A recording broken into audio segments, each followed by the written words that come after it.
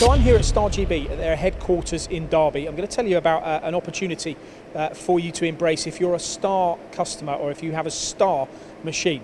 Now, they have reason to believe that there are a number of SR-20 R3s and SR-20 R2 models that still remain outside of Star's custody. Now, some of these machines have been loyal for almost 17 years to their users, but with advancements in sliding head technology, now could be the time for you to upgrade and maximise your manufacturing potential. So how are you going to do that?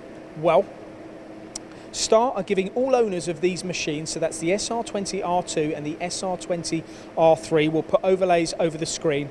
Anybody that's got one of these machines, there's an opportunity to part exchange for an upgraded model with offers for the machine that they're taking in part exchange, which will exceed current market valuations. So there is an opportunity.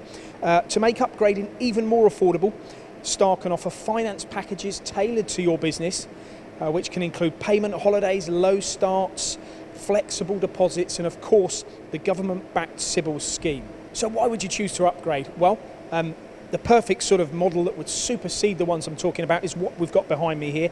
This is the SR-20 R4. The reasons could be the fact that you're going to get an above market valuation for the trade-in of your old machine, but probably more importantly, you're going to enhance the potential to manufacture more complex parts in one hit. And every business needs to make sure they have the maximum capabilities on their machines.